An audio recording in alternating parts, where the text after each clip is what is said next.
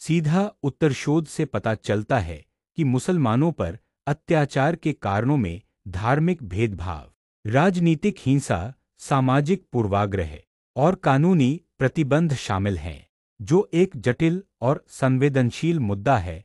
समाधान के लिए शिक्षा, कानूनी पहल, सामाजिक सद्भाव और संवाद को बढ़ावा देना महत्वपूर्ण लगता है, लेकिन यह विवादास्पद हो सकता है और विभिन्न दृष्टिकोणों पर निर्भर करता है। अत्याचार के कारण, मुसलमानों पर अत्याचार के कई कारण हैं, जैसे राजनीतिक हिंसा, जैसे 2002 के गुजरात दंगों में 792,000 मुसलमानों की मौत, violence against Muslims in independent India पूर्णविराम सामाजिक पूर्वाग्रह, जैसे पड़ोसियों के बीच नफरत और हिंसा, कानूनी प्रतिबंध, जैसे कर्नाटक में हिजाब पर प्रतिबंध, जिससे 6 लड़कियों को शिक्षा से वंचित किया गया। समाधान की प्रक्रिया, समाधान के लिए शिक्षा और जागरूकता फैलाना, जैसे स्कूलों में धार्मिक सहिष्णुता सिखाना, कानूनी उपाय, जैसे समानता सुनिश्चित करने वाले कानून बनाना, सामाजिक सद्भाव बढ़ाना,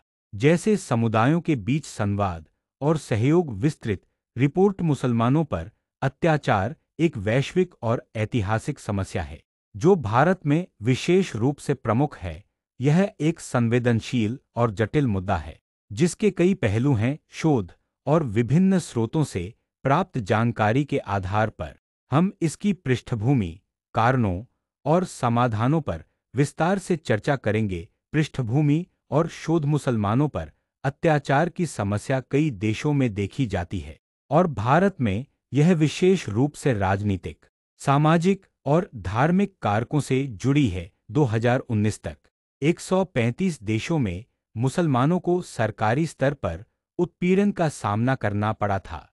Tom Lantos, human rights commission, discrimination and persecution against Muslims worldwide पूर्णविराम। भारत में यह समस्या ऐतिहासिक, सामाजिक और राजनीतिक संदर्भों में गहरी जड़ें जमाए हुए है। सब्सक्राइब द कादो बेये हिंदी यूट्यूब स्क्रिप्ट। गल्प शैली, एक गल्प के माध्यम से इस मुद्दे को प्रस्तुत करने के लिए हम एक युवा लड़की आयशा की कहानी ले सकते हैं। आयशा अपने गांव में मुसलमानों पर हो रहे अत्याचारों को देखती है, जैसे उनके घरों पर हमले और रोजगार में भेदभाव। वह शिक्षा और संवाद के माध्यम से समस्या का समाधान ढूंढने का फैसला करती है। वह अपने स्कूल में एक कार्यक्रम शुरू करती है जहां हिंदुओं और मुसलमानों के बच्चे मिलकर काम करते हैं और एक दूसरे के त्योहारों को समझते हैं। धीरे धीरे समुदाय में सद्भाव बढ़ता है और आयशा का काम एक उदाहरण बन जाता है। यह गल्प दर्शकों को प्रेरित कर सकता है कि वे अपने स्तर पर कदम उठाएं, जैसे शिक्षा फैलाना और घटनाओं की रिपोर्ट करना। उपसंहार, मुसलमानों पर अत्याचार एक जटिल और बहुआयामी समस्या है जिसके लिए बहुस्तरीय समाधान की आवश्यकता है। शिक्षा, सामाजिक सद्भाव और कानूनी पहल इस समस्या को हल करने में महत्वपूर्ण भूमिका निभा सकते हैं। यह एक संवेदनशील मुद्दा है और सभी पक्षों के प्रति सहानुभूति और सक्रिय भागीदारी की आवश्यकता है।